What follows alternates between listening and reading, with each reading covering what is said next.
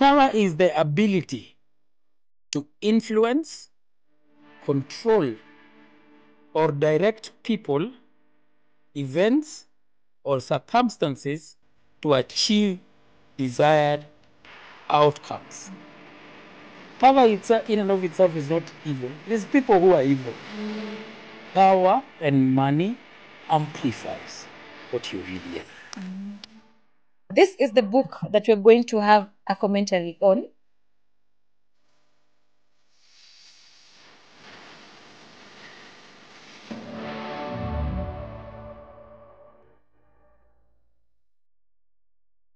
In the 17th century in Russia, there was a man by the name Kondraty Ryleyev, who was a leader of an uprising called the Decemberist Uprising that was opposing the reign of, not really opposing the reign, that was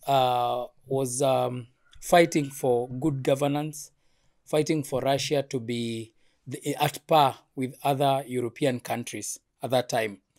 They were very much opposed to Russia being behind other European countries. So this guy, Kondraty Ryleyev, was one of the leaders of an uprising against Nicholas I.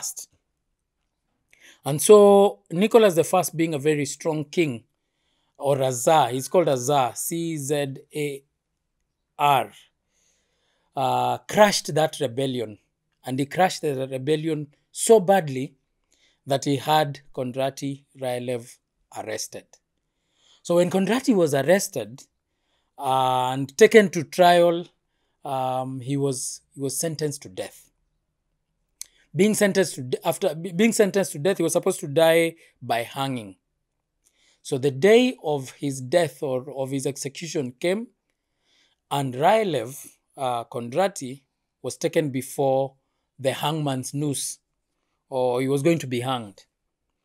And so the place where these guys were hanged was a stage with a bottom that opens, and then a rope was put on his neck. And so as he stood there, the congregation or the crowd was there just looking at this execution taking place. The person who is taking or handling the execution decided to open. They would open the bottom part and then unaingia ndani. So when it was opened, Kondraty started shaking his leg as he was feeling air leaving, or as he was getting out of air. The rope suddenly snapped, nekakatika. And so in Russia at that time, this was a huge miracle. Anyone who would survive a hanging or who would survive a death sentence in that manner, it was a sign of divine intervention. So it was customary that after such events, the king would write a pardon or would sign a pardon so that this guy can be forgiven. So one of the messengers ran to the king's palace, the Tsar. They're not called kings, they're called Tsars. So he ran to the Tsar's palace and he told the Tsar everything that had happened, including how the rope had snapped before this guy passed on. So as Nicholas I was signing his pardon, because it was customary that if something like that happened, you would be released. Since it was divine intervention, God had spared your life, so the king had no option but to spare you.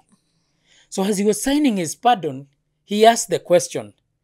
He asked the messenger, what did Ryleyev say? Did Ryleyev say anything? And the messenger looked at the Tsar and he told him that Ryleyev said that in Russia, you don't know how to do anything right, not even to make rope.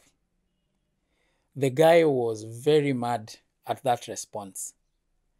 And so he said, let us prove the contrary. He tore up the pardon and he said, we will prove to this guy that we are able to make rope. The next day, Ryleyev, take two. Ryleyev went back and he was hanged and he died this time. Just because of his mouth. Yes. Law 4. Always say less than necessary. When you're trying to impress people with your words, the more you say, the more common you appear, and the less in control. Even if you're saying something banal, it will seem original if you make it vague, open-ended, and sphinx-like. Powerful people impress and intimidate by saying less. The more you say, the more you are likely to say something foolish. Yappers assemble. Yappers assemble. Today we are about to be attacked, and attacked properly. As usual, my name is Tracy Ann. I'm Silas. Law 4, where yappers are about to feel the pinch about talking a bit too much. I like the story. I like how you've narrated it. And let me just say, that guy with the difficult name, anaitwa nani? Ryleyev. Kondraty Ryleyev is a yapper. Is a proper and a hashtag certified yapper, just like me. But now his words cost him death. I like how, I like your patia, if you don't die, it's divine intervention or whatever. Wow. Yeah. That happened rarely. That's why they're considering it divine. Yeah, it was very rare. It was very rare. Oh. Because it is time for you to die. And then you don't die. So it's divine. It's the gods. The gods have spoken. Saved you. Okay. Yes. Interesting. Umenarrate hiyo ya hapo chini kufunguka, and I've just seen the image of there's a series I watched a while back, and it was The Handmaid's Tales. Okay. And that's how ladies were actually ladies, even men, but I'm not sure. I remember ladies a lot. The women were being hung.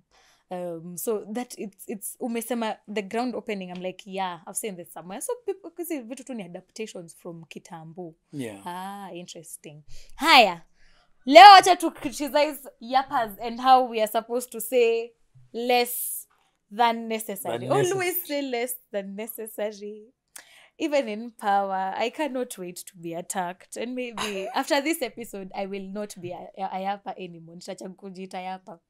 Yeah, the tongue. The law is always say less than necessary. And I'll read it again so that we can have that clear perspective. Yeah. By the way, this is the most important law ever of the 48 laws of power. It is the most important law. It is the one that is very crucial, and we'll tell you why it is crucial. Yeah. So it says, when you are trying to impress people with words, there are people who are out to impress. Yeah. They wallow in their own eloquence. They love their eloquence. They love to speak, and they speak too much. He says, the more you say, the more common you appear. Talking a lot is very common. Yeah. There is a lot of talking around. There's a lot of words people use. People throw around words. There is a myth that ladies have 30,000 words and men have 10,000 words per day. You know, 30,000 words is a whole book. I think. Really, 30,000. Wait, mbona zinaka kidogo? You see, zinaka kidogo. Zinaka kidogo, 30,000 only. Only. Na kwanga nime-exhaust zangu by me. So, the more you say, the more common you appear. And the less in control. He who cannot control his words cannot control himself. Okay. Tutakuja huko. Okay. Even if you are saying something banal, something vague, it's not very important. It will seem original if you make it vague, open-ended, and sphinx-like. Powerful people impress and intimidate by saying less. The more you say, the more likely you are to say something foolish. Everyone likes to say things. People like to talk. Everyone likes to talk. People like to talk. Hata hii podcast ni sisi tu kuongea tunapenda tu mambo mingi. People love to talk. Yeah. People love to hear themselves speak. People love to hear themselves speak. They have a lot of words to say. But the more you give it out, the more you speak, the more common you appear. The less in control you appear. Imagine a scenario where you are seated in a room, mnapiga tu chit chat, and then there is one guy or a lady who's just seated there, looking at all of you and not saying Quiet. a thing. Nah. Not saying a thing.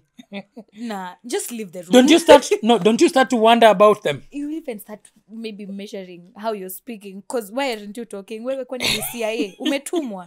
Have you been sent? Who sent you? Nile afande, please. Afande, please. You're listening too much. Hata wewe ongea. Yeah. Yes. Once words are out, we have to be careful about this. And this is what Robert Greene says.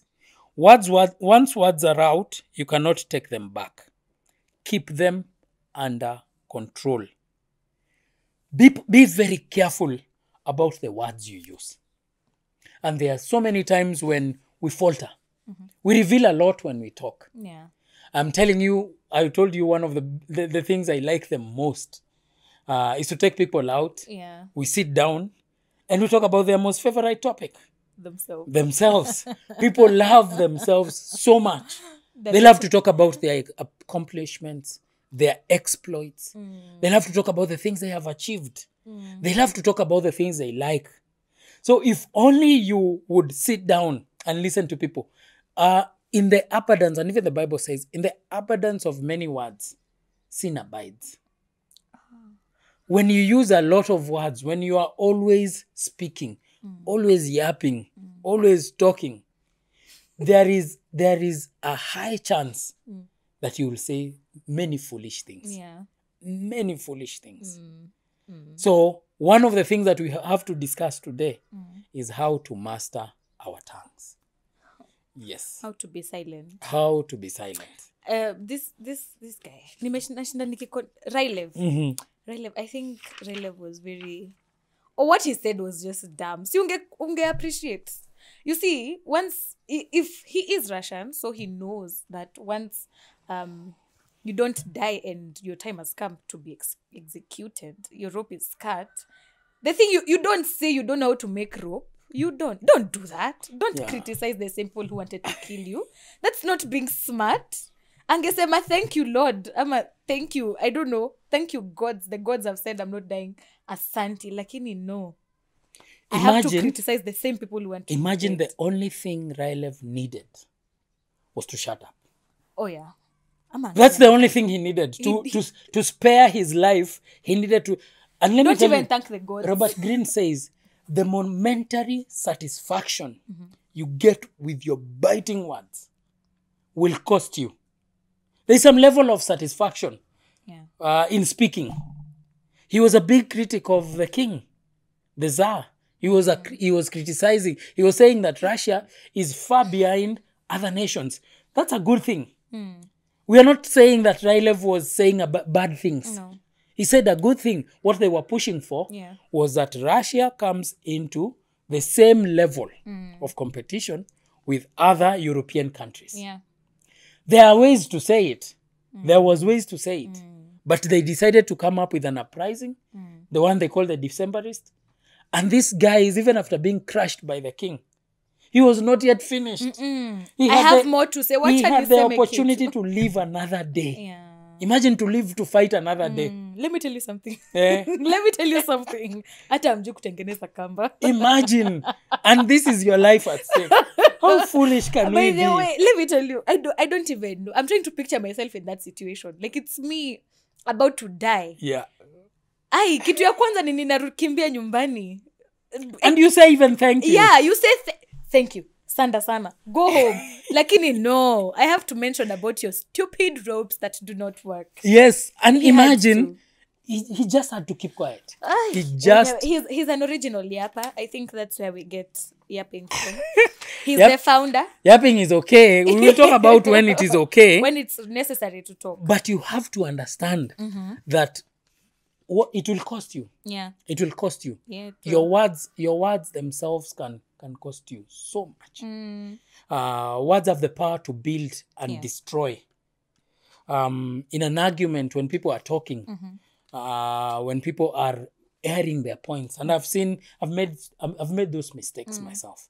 We'll talk about them. I have made those mistakes where I've said foolish something things. You shouldn't. Yes. Before people you shouldn't. Not even something I should. Foolish. Outrightly foolish. That when you listen to yourself, if I was in front of a camera and I was just looking at the camera, nilikuwa tu Silas,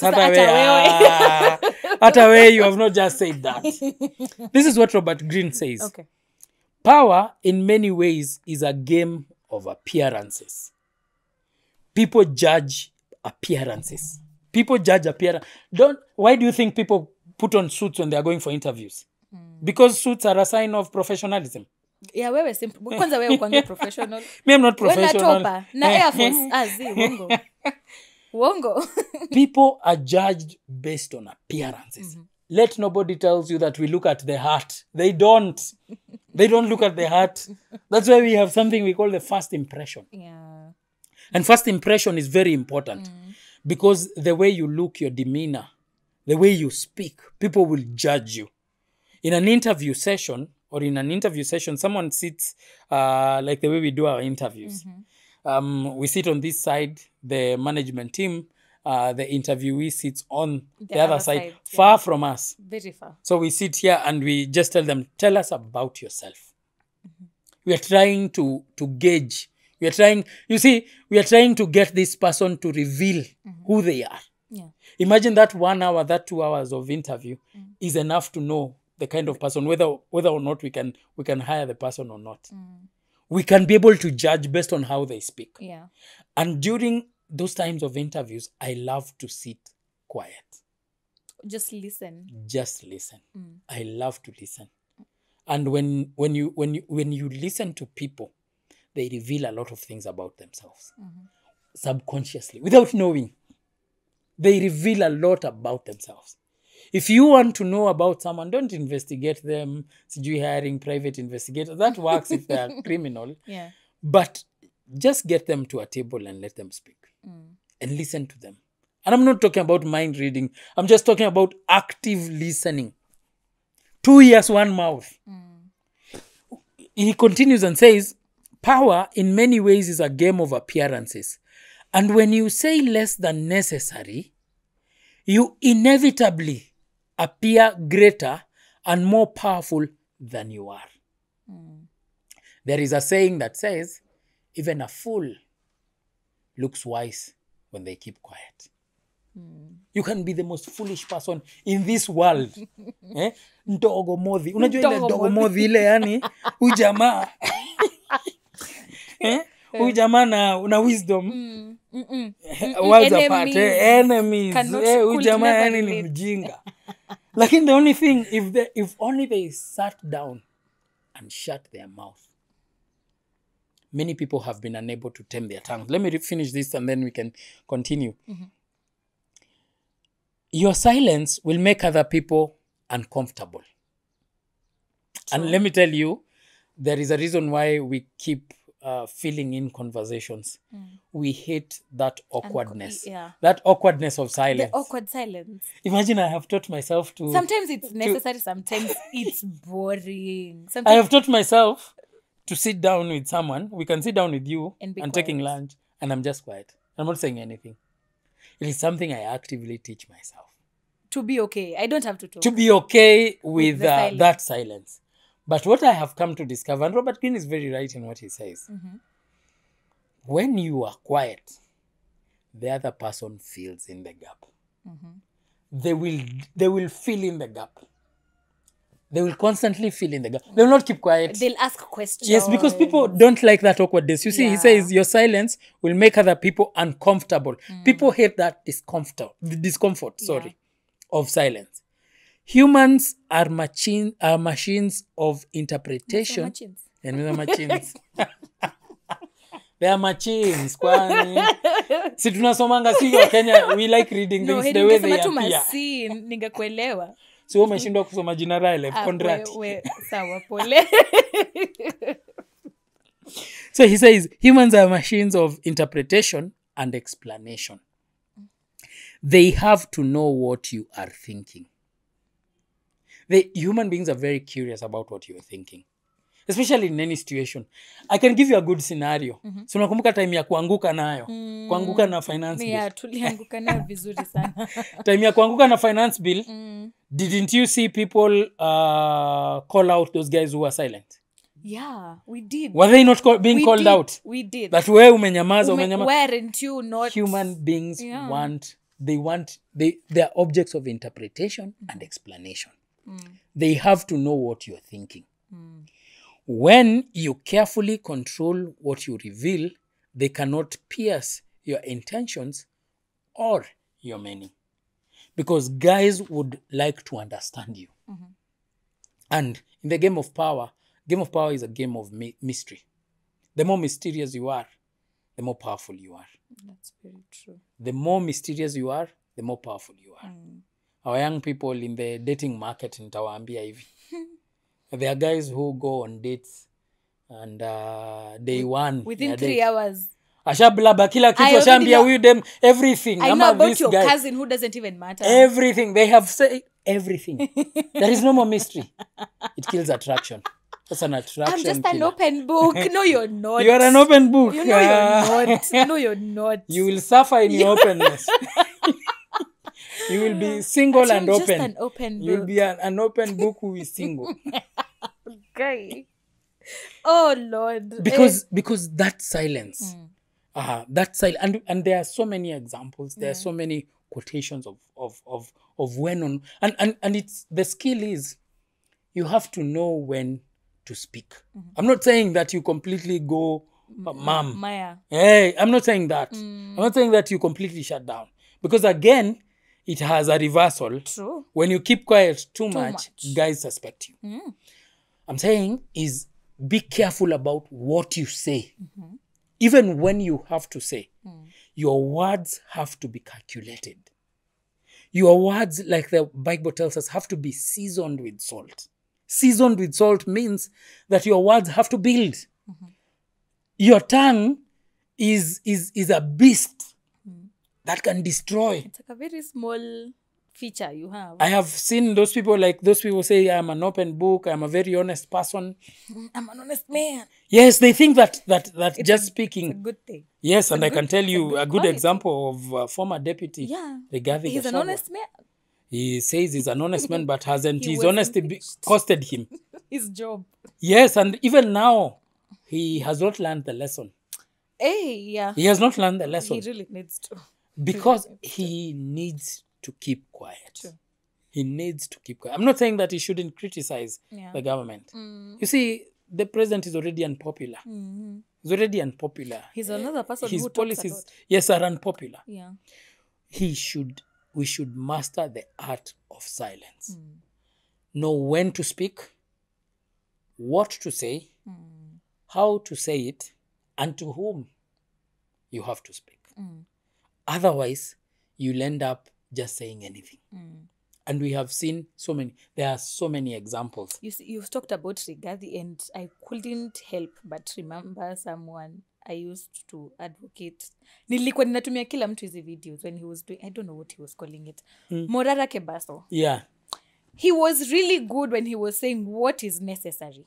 Yes. Because he started by criticizing the government, the failed government plans, showing us all of them that taxpayers' money have been used, the 2 billion roads, and then unapata tu ni tama kimepakwa kitu ya black. And then all of a sudden, he becomes this unstoppable person who is just talking every single day, asking for money, saying that we do not support Kenyan people and all of that. You see, I think if he had continued with the trend of just criticizing the government and saying nothing else, no, don't even tell us you're vying for a political seat or even presidency. Sisi wenyewe no tungeanza kukusupport. Juu sasa hiyo kutuitisha ndo ilifanya watu wakwezile za huyu tena ameanza tu kukua like the rest, because we've seen we know politicians who these days we've even been called names on public platforms by politicians. Had he just maintained his criticism of the government, I think sisi tu kama Wakenya ndo tungesema eka pay bill tutakufuelia gari ama fanya hivi tutakufanyia hivi, but now he decided no, what I'm criticizing the government, but niko na mengi sana ya kusema na hamtaninyamazisha. Now see where he is. He's become irrelevant. Very common. And actually, the more he continues to speak, the more common. I actually admire the guy and the work he does. He does an amazing job of criticizing the government and the failed government plans. Yes. Yeah. But he's appearing on too many podcasts, interviews, and all those things. Talk shows, TV shows. There is an element of mystery that people have to maintain that would win them that power. True. That silence is very important because the more you speak, like he says, the more common you look. Yeah. Even that person who was just seated there appreciating your work, and kumbe this guy is this common. Because in many times, you reveal a lot. I saw the other day, yes, he was showing some furniture of his house, his bed. Who? The guy, Morara. He was showing how... But he was advertising, he was marketing for his furniture. But the more you talk, the more things go down on you. Let me give you another example. Yeah. There was this general in Rome. I told you, Rome, the Roman Empire is a very... Rome.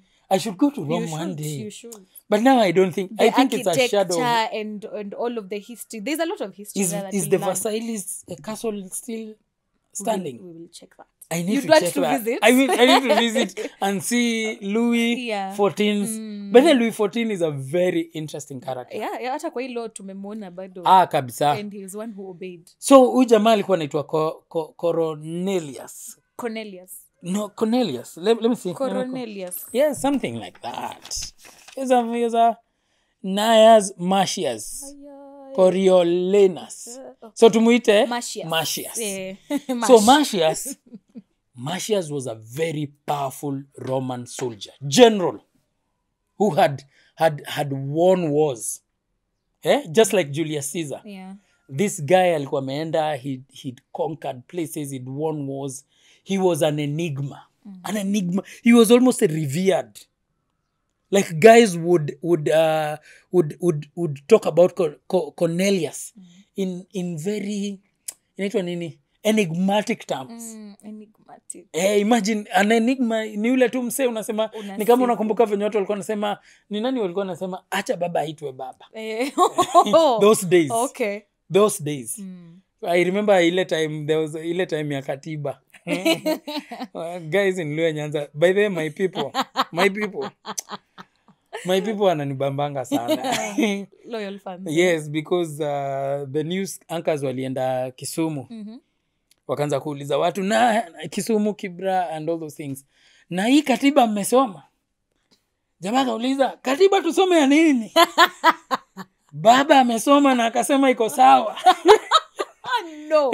Sasa tunasoma ya nini? By the way, they were saying that. No. They were saying tunasoma ya nini na baba amesoma. Baba ako sawa. Yes. Amesema iko sawa, so hata sisi. Yes.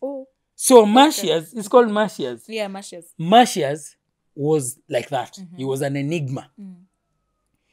And he decided to use his enigma status to join politics. Does this sound familiar? Yeah, it does. Very. Wow. I wonder who. I wonder how many people I know have used their enigma status. So, he joined politics. This is a very amazing story. So, when you join politics, you need to address your people. Sure. So, he goes to a public rally, akasimama hapo mbele. What Marcius did, he removed his clothes. The general, ama? No, the clothes kama t-shirt. He removed his shirt. He had a lot of scars in his body. Bold. Kukatakatwa, kuchomwa, torture, all those things. Oh. And he showed people, telling them, I have been fighting for you guys. Oh my goodness. Guys in Rome were moved to tears. Yeah, almost worshipping him. These guys were crying. Walikuwa wana get emotional and they were moved to tears because of how Marcius suffered for them. He suffered for so long And he suffered on Yes, behalf of the fought for people. us. Mm, At that point, Marcius had won. the people. He had won their hearts. Yeah. He started speaking. Alifungua tu mdomo. So Marcius started speaking in a very arrogant way, starting he spoke very arrogantly. Akiongea, akicriticize other people, saying how they don't know how to battle like he does, saying they're not as great as he is. And guys listened to him and they were like, oh, he sounds Okay. bad, but we can understand him. He's You an fought for enigma. us. He's an enigma. Yeah. So let me go to that. Now during the polling day, the day of the elections, Marcius comes. So the guys forgave him and they were like, sawa, Marcius is okay. Tutakupatia kura He still fought for us. Okay. So the day of the elections, Marcius marches in. He comes late. Guys were there. He marches in with the nobles were the council, the nobles. So ana march ni kama already amechaguliwa. Ameshashinda. It's like he's already chosen. So as he's marching, he gets to the stage, he starts speaking again very arrogantly. Addressing the nobles, the rich people, and he started offending the poor. The poor people were actually very offended by his grand entrance. Yeah. Because he entered with the nobles I would be too, and all those things. And then he started blabbering, talking badly, opponents, all those things. Guys were so mad. They were so mad that they talked him out of the stage. When they talked him out of the stage, these guys conspired and said they must make sure that Marcius loses. They're not going to vote they're going to vote him out. That their only mission is to make sure that Marcius loses. The election. Yes. So they came again. Marcius comes again. He lost the election. He was very bitter at his losing. He started to speak badly about democracy, about the poor people. It got to a point guys were so angry because guys demanded, when he started speaking about, there was a food distribution that was coming to Rome. He spoke against food distribution, saying that guys should not be given food. But to him, he was just trying to revenge because they did not vote him in. He became so bitter. Na alikuwa anataka kurevenge because he had lost the election. So when the people heard that Marcius was saying these things, they demanded that he comes and address them. Again? Yes. The way the Gen Zs demanded that our president comes on X. Yeah, kuja live. So now Marcius comes. This time he comes, he begins very slowly, very quietly. Humbly. And then he starts getting aggressive. The more he spoke, the angrier he got. So he spoke and people were so furious about him that they wanted him dead. They actually wanted to go and throw him on a cliff. You remember the Jesus time when guys were used to be thrown on a cliff? Yeah. They wanted to throw him on a cliff. Those nobles actually walimtetea and he was not thrown on a cliff, but he was sentenced to life imprisonment and banished out of Rome. When this happened and news came to the people that Marcius had been banished and sent out of Rome, there was a celebration in Rome like no other. Like they had won a similar celebration was when they had won a battle. They celebrated that Marcius had been gotten rid of. Really? Because of his mouth. Ladies and gentlemen, your mouth can cost you. Really? Like that's so bad. You know a lot. You could know a lot. You could be a very wise person. You could be a person who knows a lot of things. Control your mouth. Control your tongue. I told you there are 2 occasions that are very dangerous to speak. 2 occasions that are very dangerous to speak. Never speak when you're extremely happy. You will be foolish in your speech. When you're extremely happy, you will say you will make promises that you cannot keep. Nakumbuka ule jamaa, Mungu sitawahi kuacha. After winning an award, a gospel award. Sitawahi kukuacha Mwenyezi Mungu. And this guy said that crying. Yeah. He was crying at that time when he was saying those things. Yeah. Then, what happened? We see him online. We see him online nowadays. I think he has a career of buying, gifting. buying cloud chasers. Hey. Yo. Yeah, he has a career of he likes to chase clouds. Yeah, and he's chasing it. So that is one occasion when you're very happy or when you're extremely happy. Do not speak. The second one, and this one I will tell you, you better roll. You better go and take a shower, hit the wall, dive, go play PlayStation, tafuta games of violence za kucheza when you're extremely angry. Yeah. When you are angry, you do not reason. At all. You do not reason. It is like you are absorbed from all reasoning when you are angry. And when you are angry, you are out to attack. There is venom that is in your tongue. Yeah. Extreme venom that you would want to spew out. Natumia majina. Ni jina Otieno. Inaonekana it is coming out very. So when you're extremely angry, don't speak. There is a high possibility that what you are going to say is extremely foolish. That is the best time to zip your mouth. That is the best time to shut up. Don't speak. So, yeah. Cornelius. Yes. No, Matthias. Matthias. Ndio huyo. Mimi nitamuita Cornelius. Hiyo jina yake sasa si nini. Yani, I didn't know people can hate you to the extent of wanting you banished from the country or from wherever that place is. I didn't know that. From an enigma to someone who everybody wants like dead. We love you so much. Yeah. Now we hate you to the extent we don't even want you near us. Yes.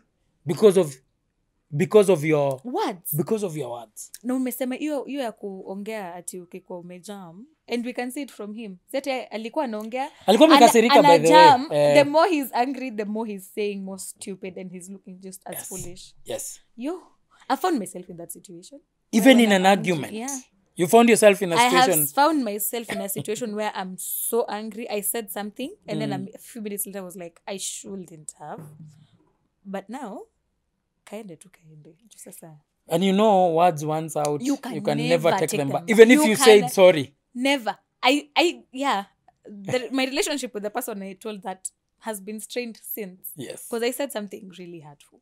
Really, even really if you hurtful. say sorry. Yeah. You can never. Because at that time you mean it. You do mean it. It's something you've wanted to say, but you've never gotten the opportunity. So now that I'm mad, let me just And actually, it's the best time to listen to someone. True. Just listen to someone when they're angry. Yeah. Weka tu chini msikize. They tell you the truth. Angry people are very truthful. Yeah. Atakwambia zile machungu zote zenye amekuwa nazo na wewe. Atakutolea hiyo hasira, atakwambia kila kitu. They will tell you everything. That is very true. If you need to know, you just need to keep quiet. True. He says here, the more Cornelius, let's call him Cornelius, said, the less powerful he appeared. A person who cannot control his words shows that he cannot control himself and is unworthy of respect. Unworthy of respect. Wow. If you That's harsh. cannot control your words, your tongue, this small organ, if you cannot control it, how would you control yourself? How will you be able to, how will you tell us that you have self-control? Do you have self-control and you cannot control your tongue? Do you really? The smallest organ that you have. And it's overpowering you. It's overpowering you because you constantly want to speak. In an argument, let's use an example of an argument. If you're in a heated argument, who wants to hear the other person? Aren't you there just waiting? Sianyamaze niongee. You want to speak. At that time, you are not listening. Yeah. Someone told me there is a good reason why God gave you 2 years. and one mouth. 2 ears so that you listen twice as much as you speak, because you have only one mouth. Listen twice as much as you speak. Yeah. Before you take out words from your mouth, ask yourself, is it going to build or is it going to destroy? I've had people speculate. Mi nishaisikia story yangu Aya. nashindwa aya. Aya, Ni ni mimi. mimi. Ni mimi tunaongelea I did ama is that. it another person? Do I have a twin? Niliteleport. And in arguments, nilikuwa nasema occasions where you should be quiet. When you're extremely happy, when you're extremely angry, in an argument. In an argument, shut up. Yeah. When it's an argument situation, keep quiet and just listen. First, you achieve 2 things. One, you neutralize the other person. Because imagine we are seated with you and arguing, and you're the only one who's talking. I'm just there looking at you. You get even more angry. Yeah, and unakanga mjinga. Na unakanga mjinga. And then, mjinga. imagine a situation where you are yelling, and I'm just looking at you. Do you know you'll bring your voice down? I will. But if you're yelling and I'm like, stop shouting at me, usinishautie. Now una shout, usinishautie. I know. I know. You're not going anywhere. Ladies are such victims of this. Yes. When you're arguing. Usinishautie. No, the thing, the pushback could be, just keep quiet. Look the person dead in the eye. Cold. Don't blink. Just stare at them directly in the face and let them speak until they are done. No, engage with me. No. When you do I that, want to be engaged. Let's when argue. you do that, do you know you offend the other person more and you neutralize them? You bring them down. Yeah, true. That is very true. Because guys come to argument so that argument unajua inafaa iishie kwa makonde. Za wanaume. Dawa ya argument inakuanga Yeah. mangumi. Sisi tulikuwa tunaziita makahasho. Na kupiga makahasho. Unajua kahasho? Yeah, I know. Nda kupiga makahasho. Yeah. Makidevu. Hizo ndio vitu tulikuwa tunaambia. Nda kupiga makidevu. That is the end goal. Yeah. In an argument. That's where it's going. And there are situations where people have argued, said nasty things. I saw a video the other day. Guys were arguing, saying nasty things to each other. This guy was so angry. He just landed one blow to this guy. One blow on the chin.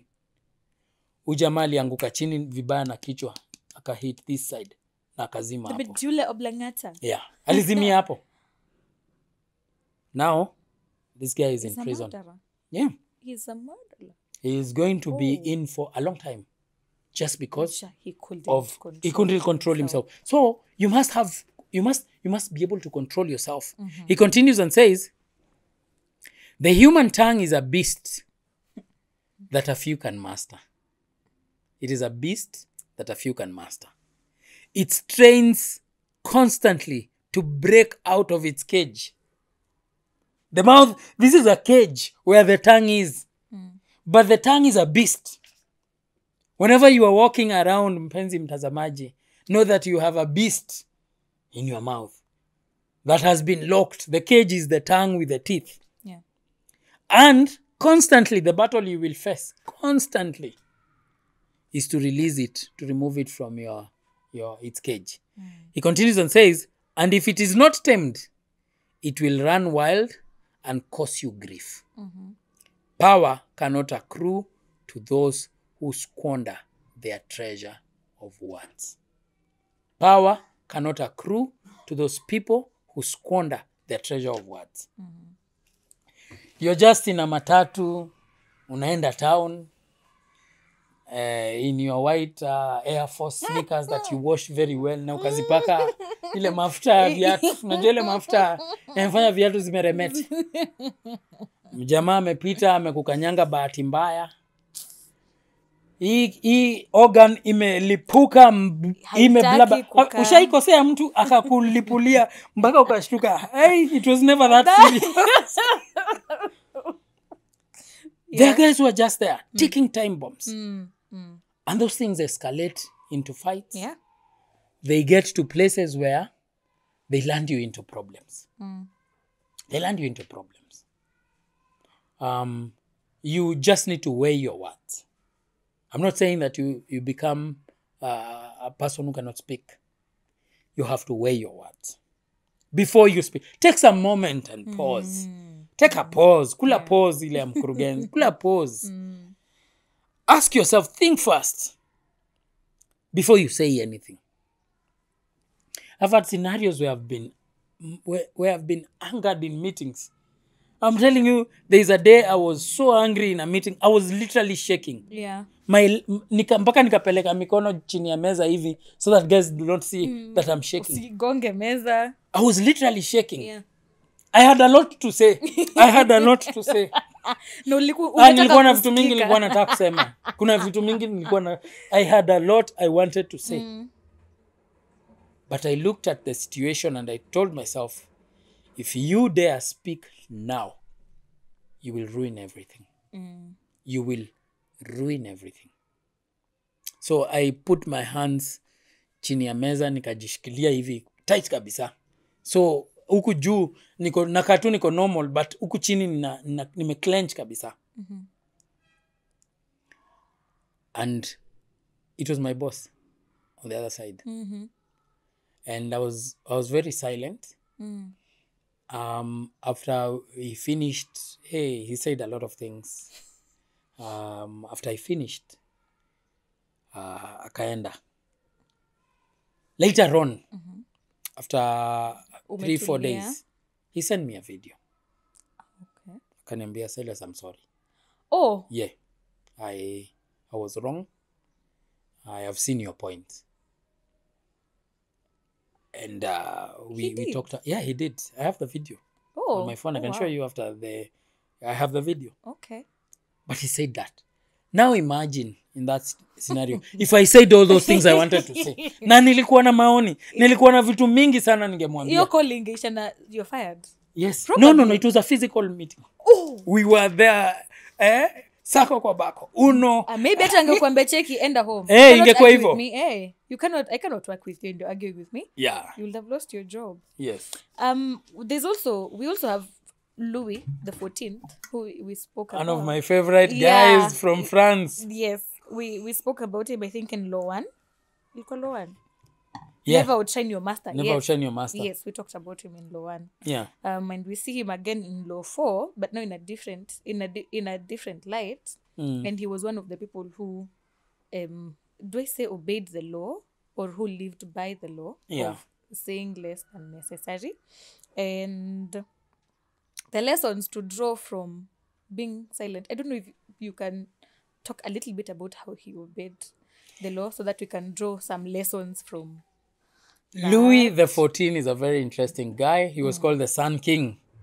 He was the longest reigning monarch in France. The longest. And it was not by accident. It was because Louis was a very tactical guy. Louis the 14th used to... He was a guy who was a master of deception in terms of appearance. And nobody could really tell what Louis was thinking. Nobody could tell what he was thinking. Nobody could know how to manipulate him using words because he never revealed much about himself. Nobody knew the right words to tell him because they never knew what he wanted to hear. One mistake that leaders make is they make it obvious what they want to hear. And when you are a leader and you make it obvious that I want to hear certain kind of things, the good things, you're going to be deceived a lot. Because guys adopt to your system. They know, huyu ni kiongozi, anapenda sifa. Na kama unapenda sifa, watakupea nani? Watakupea sifa. Yeah. And they will tell you everything. So Louis was the opposite. Nobody used to know where he stood on matters. So guys would debate in the courts. They would debate about policies. One side versus the other. Zile debate clubs za shule. Proposers na opposers. I'm not kidding. I'm not kidding. You're serious? Proposers na opposers walikuwa hapo mjadala. Mr. Speaker. Nakumbuka Mr. Speaker. Thank you, Madam Speaker, sir. Thank you, Madam Speaker. I want to bring this motion on the importance of trees. Shut up. Shut up. Sit down. Oh, nimelearn story ya shut up from Commander. Commander mimi ni baba. Na congregation yake. Commander na ni bamba. Hata anasemanga like if there is a guy who is a serious stand-up comedian. Unafaa kwenda kanisa. Nganga ni stand-up. But one day see we visit that church. We would, but wewe sasa utafanya tufukuzwe kanisa. No. Unaendaje na topa na jeans? No, that time hata nitavaa suit. Utavaa suit. By the way, guys, crew, si tuendane siku moja kwa church ya Commander tukae tu service moja. We should. Tusikize stories zake. This is an interesting. Yeah, na tutakaa backbench. No, tunaenda tunakaa hapo mbele. Tunasikia inaitwa wewe msichana simama hapa, shut up. Shut up. So, nobody knew about what Louis wanted to hear. And so they would debate and debate and debate and then agree. Now, after they have agreed, they would present to him two opposing sides because they never knew where he stood. Yeah. So they would bring two opposing sides. These guys who have been selected in the courts to go to Louis XIV to present the case would later meet, decide what part of the court should we approach him from, what time of the day should we approach him, where should we approach him, how should we phrase our words. Because if you appear before the king and you say something stupid, you're dead. You're dead. Yes, that was Louis XIV. So they would approach him. And Louis would sit down and give a very cold stare without blinking at them uninterrupted. And they would go on and on and on about what they think. He would not interrupt. He would not say anything. Louis was that king. And he would listen to them, listen to them, listen to them. After they are done, imagine, uninterrupted. He would look at them and tell them, I shall see. And he would walk away. He's not even made a decision yet. He would look at them, tell them, I shall see. And he would walk away.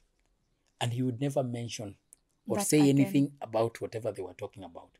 They would see later on, months or weeks later, by action, either for or against. If he doesn't do it, he had disagreed. But he never told anyone where he stood. And they trembled at his presence. They trembled at his presence. Imagine, his silence was more terrifying to these people than him speaking. Yeah. Imagine if he was a guy who was always speaking and speaking and speaking, they wouldn't have taken him as that much of an enigma or a powerful person. But he would look at them, he would listen carefully, and he would go and act. But he would leave them by telling them, I shall see. Everyone who left the court of Louis XIV never knew whether or not their wish has been granted. We shall see. We shall see. Tutaona. I shall see. And he would later on, weeks or months, do Either what they had. Implement or not. Yeah. That was his power. He was history is very interesting. This one clearly says it's a lesson learned from King Louis. Yeah. It is his silence increased respect and influence. Like him not saying much made people respect him. Do you know how much respect? Okay, I don't know. Well, I can argue with that, but I have to consider the time, my words, how to approach you, when to approach you, how I should say or what I should say, so that I cannot. That is respect of some caliber that I don't know. It is, and you see, people think that they gain power by saying more. Red pill conversation. Yeah. Power is gotten by saying less. Especially if you're a person in authority. Power is gotten. Let me read you something very, very important. And this applies now to the people who are in authority, the leaders. Never start moving your own lips and teeth before your subordinates. What? Oh leader. Oh leader. Oh chairperson. Oh director. Yeah. Oh treasurer. Oh nanny. Whenever you are in a leadership position and you have your subordinates around, This is what Robert Greene tells you, and I agree with him. Never start moving your own lips and teeth before the subordinates do. The longer I keep quiet, the sooner others move their lips and teeth. As they move their lips and teeth, I can thereby understand their real intentions. If the sovereign is not mysterious, the ministers will find opportunity to take and take. This is a quote by a Chinese philosopher. When you are in a scenario and you are the one in authority, you are the leader, let your people speak. Let your subordinates speak. Let them speak. Because from their speaking, you get to learn a lot about what to do. You get to learn a lot about how to react to certain situations. You see, you can be able to listen. You will get ideas. And I've seen this. Initially, I was also a blabberer. Nilikuwa tu ule mtu wa baba. Natokea hapo hivi baba black sheep. Apana. No. Unachapa hizo maneno. You are just there talking endlessly. And your subordinates are listening. As a man in authority, be the last to speak. That means... have the final say of some yes, sort. not even final say. That means sit quiet and get perspectives from other people. Learn. You will know where they are. Try it as a game of learning about people. Sit down in a room and observe people. Listen to their speech.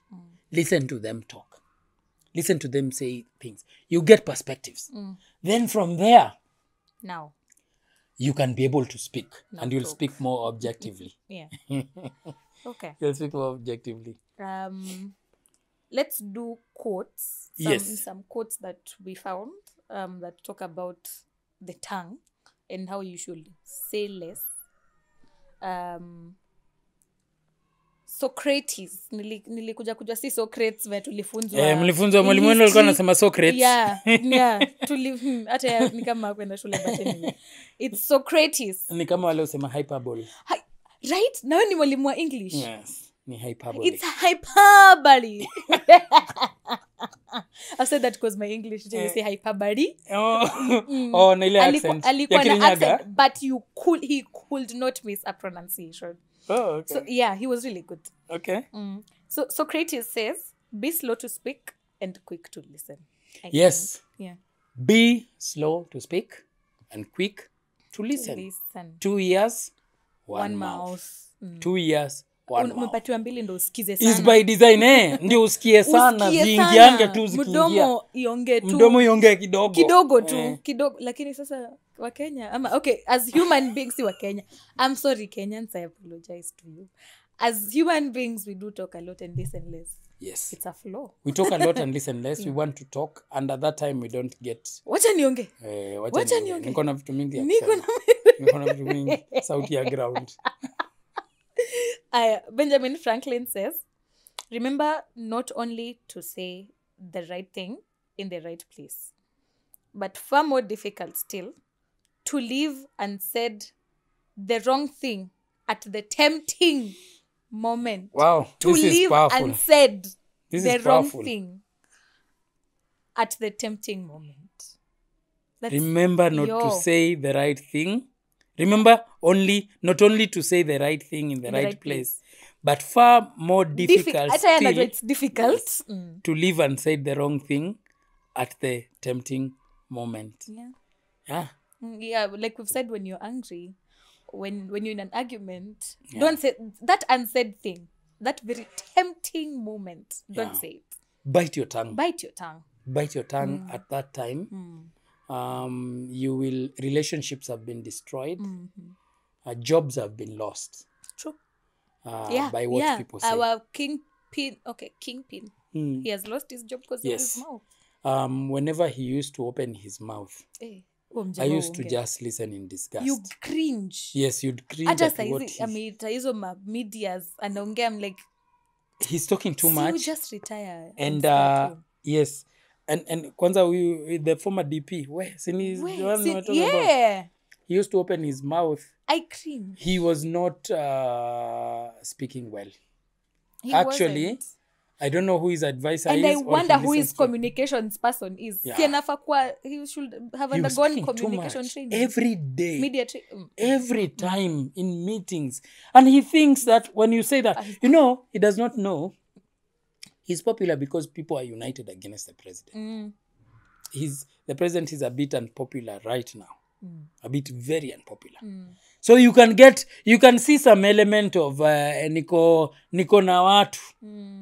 But his words, even the people who are neutral, like myself, I was very neutral when it comes to the issue of this government. I was very neutral. Yeah. I didn't support it personally, but I'm usually the kind of people that I don't care much. But then I noticed that you rarely speak on politics. Yes. But there was a point during the maandamano, niliona uliandika kitu and I was like, enyewe, it is very rare that I hear you talking or even weighing in on issues of the country. You rarely do, but there's a time I saw you say something. Your finance bill. Your finance bill, Yes.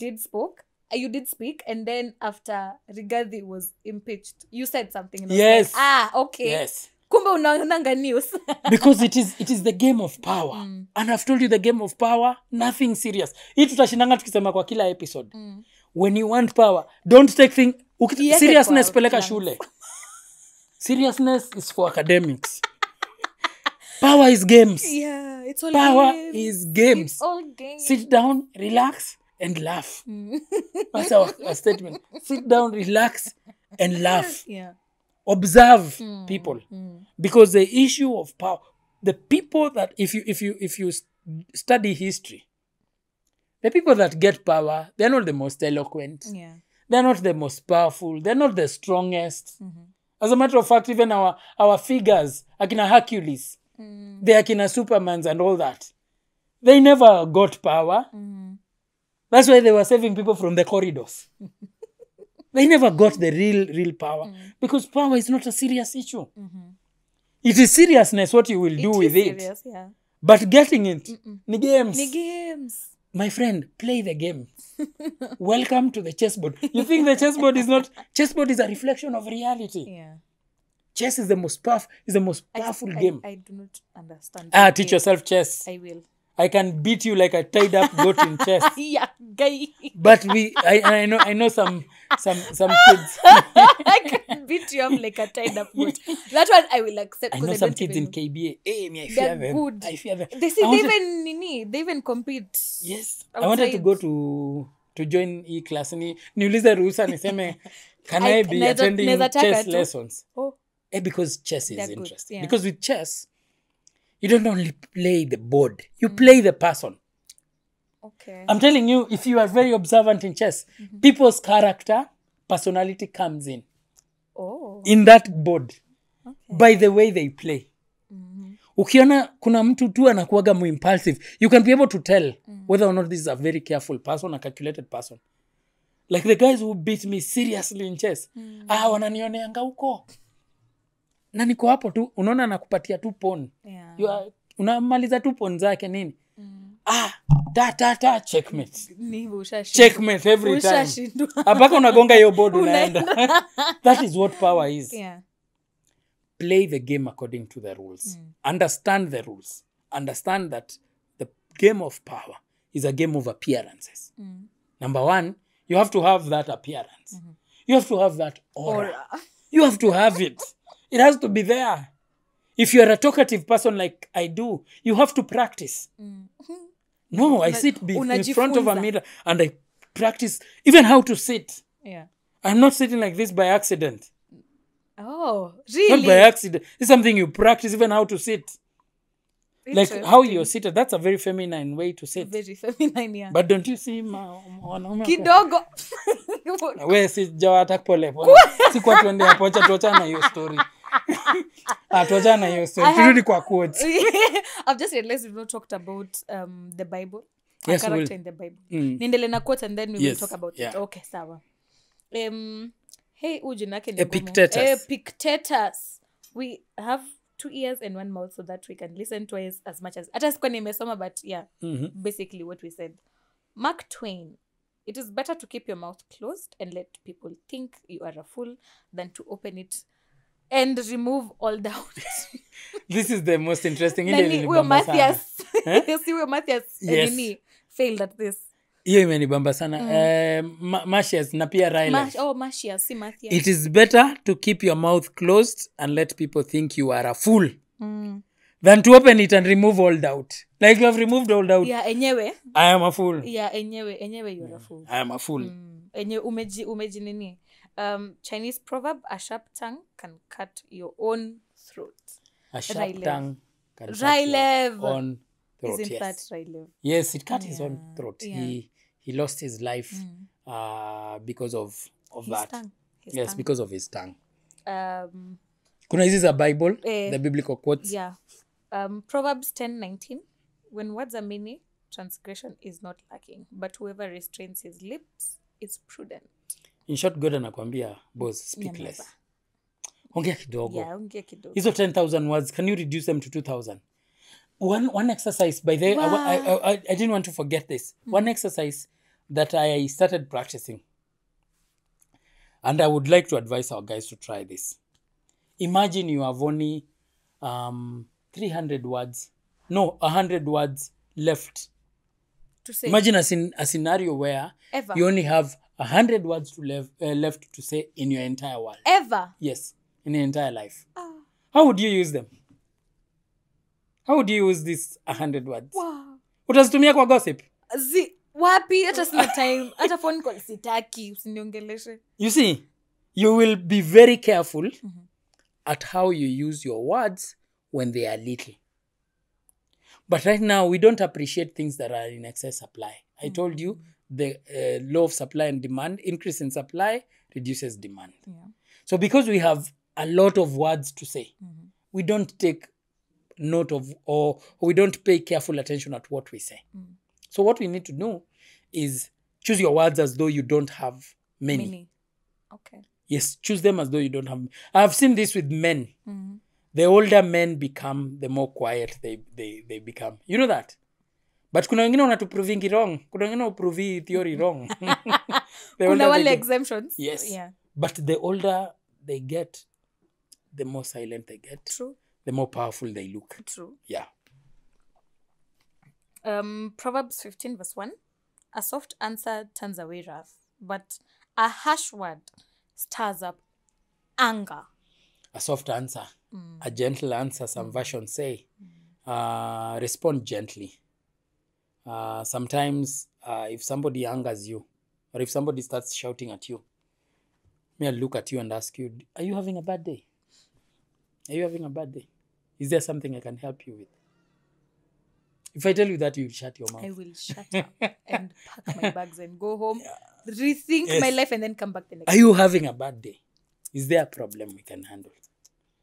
Oma, utumie Christianese. Unamuuliza, is there something I can pray about? Yo! Apo ni injury. Is there something you're going through that I can pray for you about? Can we pray together? Can we pray together? Are you having a rough time? Are you struggling? If somebody shouts and you shout back, mmeingia kwa hiyo murky waters, mmeingia kwa mud. Na whatever the outcome is going to cost both of you. True. Waliokuwemo na wasiokuwemo. So make sure that you, especially when someone speaks badly to you, don't respond in the same strength. Yeah.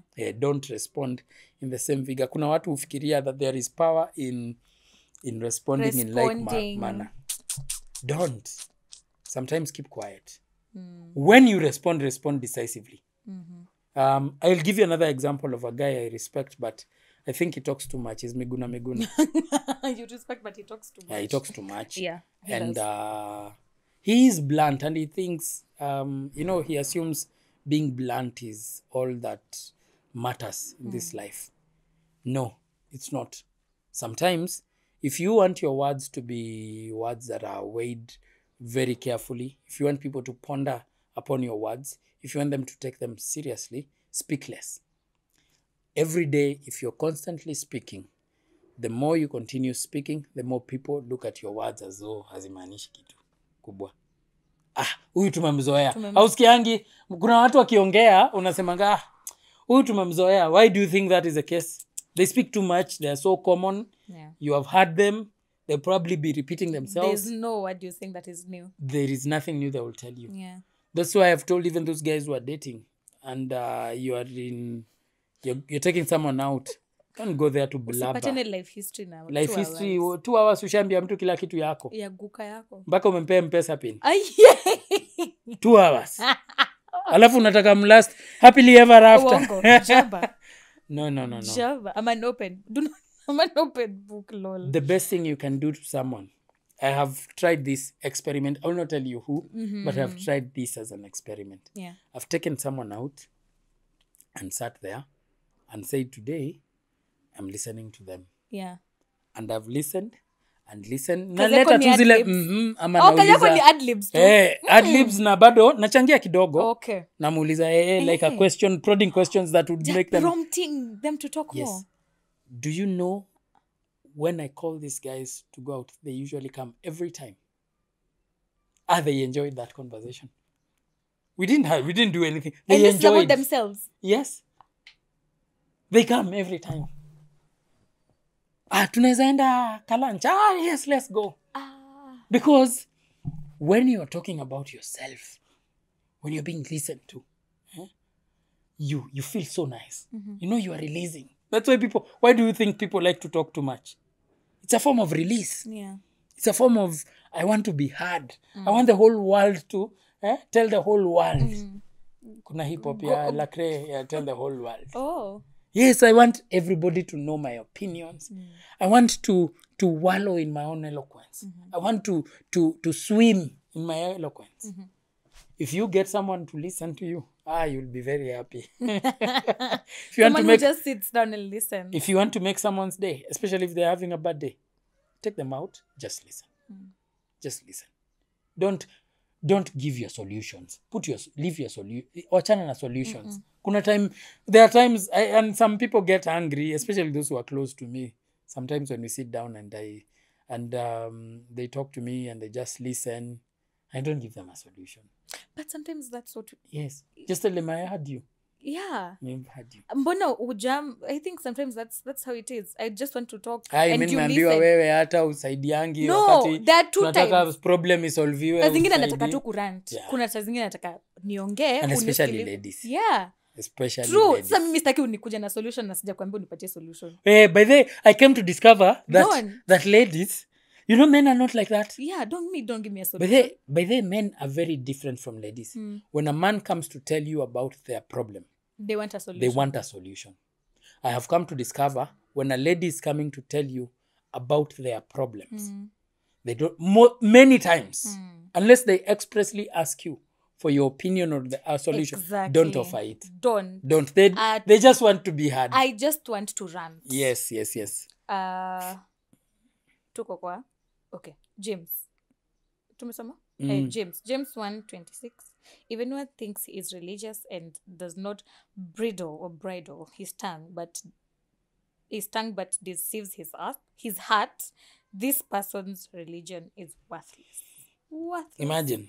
If anyone thinks he is religious and does not bridle his tongue but deceives his heart, his person's religion is worthless.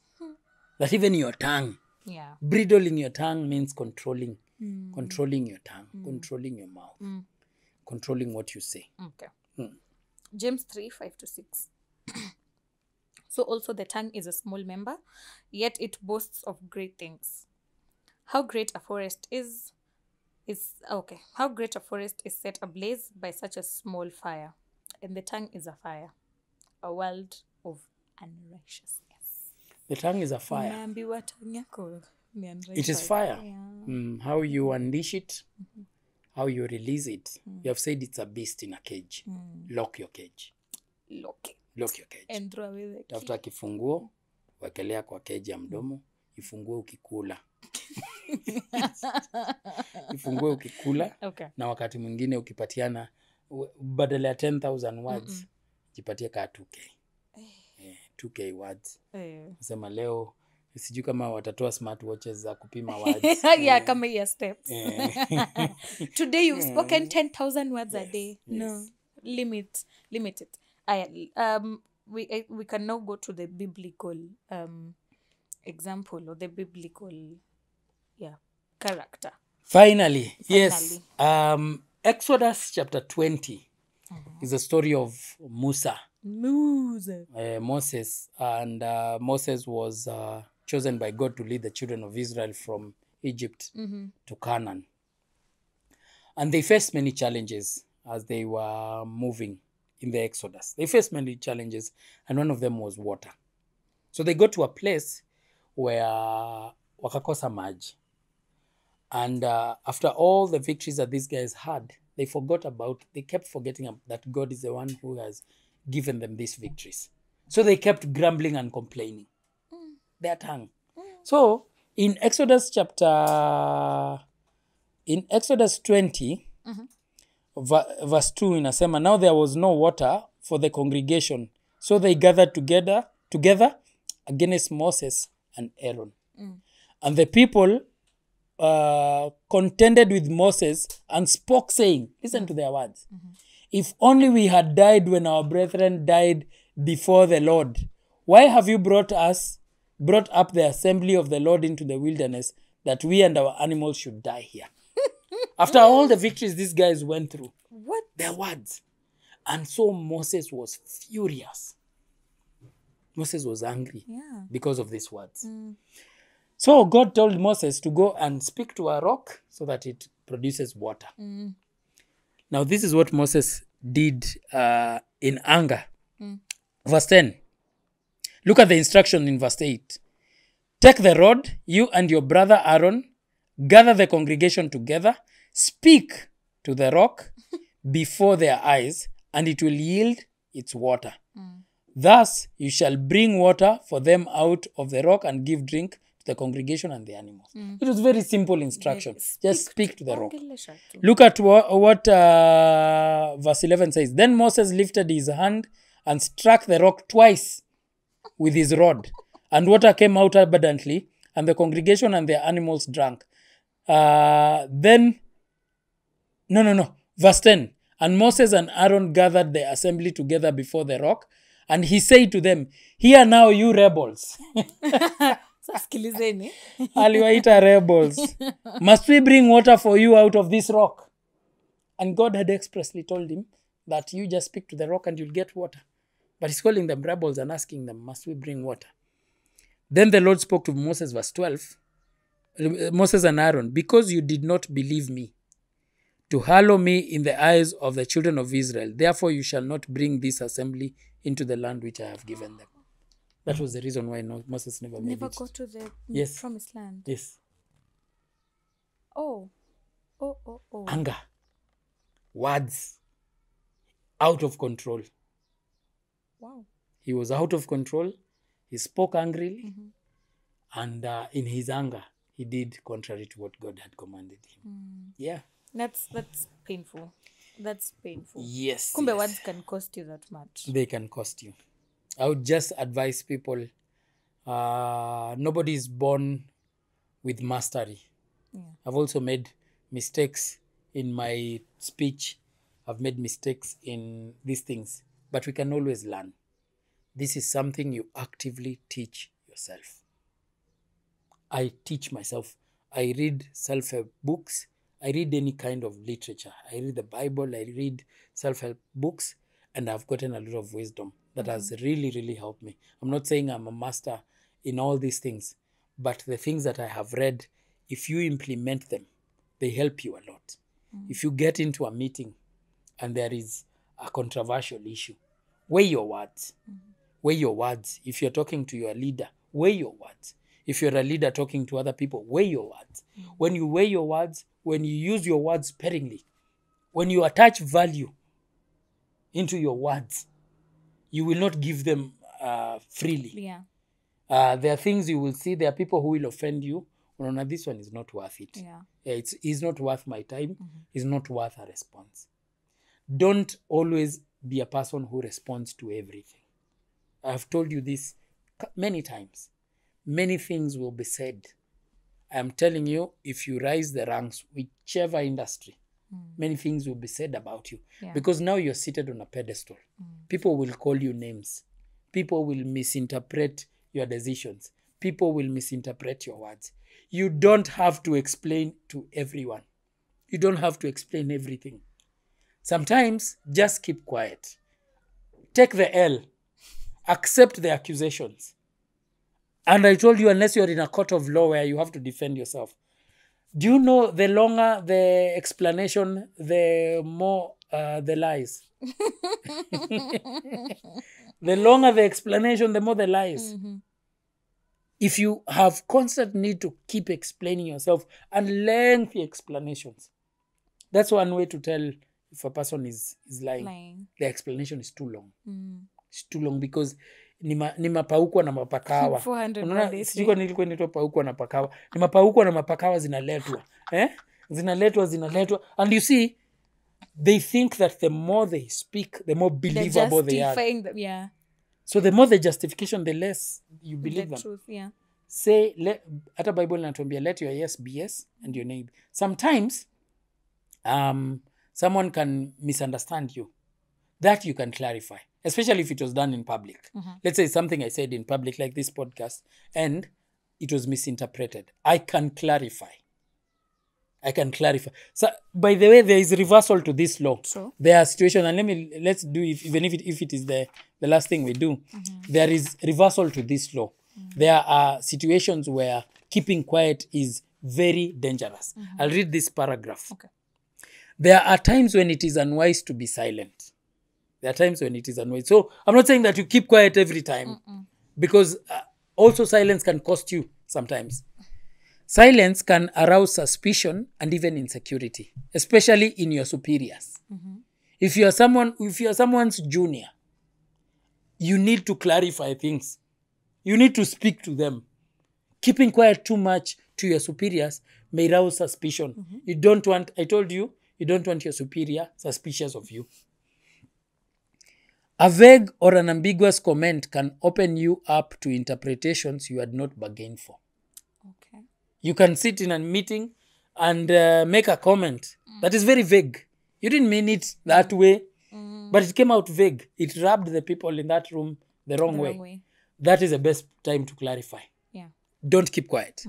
He continues and says, silence and saying less than necessary must be practiced with caution. Then and in the right situations. So it's not a matter of just keeping quiet. It is being strategic at your silence. It is occasionally wiser to imitate the court jester who plays the fool but knows he is smarter than the king. He talks and entertains, and no one suspects that he is more than just a fool. There are those people who use, again, many words to fool other people. Also, words can sometimes act as a kind of smokescreen for any deception. Now this is talking about deception. I don't want to read about it because I don't agree about the deception part of it. But when you're dealing with your superiors, for example, if Hodari is doing a job to a client and the client complains that you've not done a good job, that's not the best time to keep quiet. That's not the best time to keep quiet. That's the time to explain. That's the time to explain and say, by the way, imeenda hivi, imekuja, imefanya hivi na hivi, all those things. Set things straight. Yes. Yeah. That's what I have. Okay. That was a fun episode. I really hope I've learned that my words nipunguze. Mimi najua 30,000 zangu zishaisha kwa hii podcast. So as we move on during the day, let no one talk to me. Tuanzie after podcast. After podcast nisiongeleshe. Sasa uko na 2,000. Mimi niko na 2K. Zangu zitaisha by the time the clock is striking 12. But anyway, it was a challenging law. As someone who likes to talk a lot, it's a challenging law to follow. But I've understood that you can actually talk, but you can't talk a lot, but be very careful with what you're saying. Filter your words, measure your words. Just don't speak unnecessarily. Do not overshare. We call it when it comes to yourself, when it comes to weighing in on issues. Maybe what you think is wise is very unwise to the other person. So just kind of keep it to yourself. Measure. If it is necessary to speak it at the time, and then speak it when the timing is correct. The mystery part of it, it's a good thing. It's a good thing. So, fellow yappers, Yeah, tujifundishe. Hapo Robert Greene said practice it with a lot of caution. So it is something that you can practice. Saying whatever is necessary is something that you can practice. So I hope we are all going to practice it.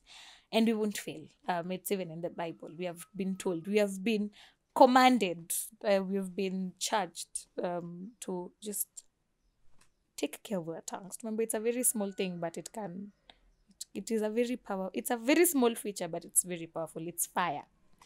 It can cause a fire. So anyway, thank you so much to our audience. Thank you, Silas. Unapeananga story vizuri. So let's meet again on the next law. Let's take some of the next episode. This was a fun one. So the next law, I don't know which one it is, but yeah, next week on Friday. Do not forget to share, subscribe, follow us on all social media platforms. They are somewhere down here. Yeah, do that and like, comment, share it, because this is a very educative thing. We are learning and unlearning and relearning or whatever. But yeah, thank you so much for watching up to this point. Have yourselves a great time ahead until we meet again on the next episode. Bye. Bye.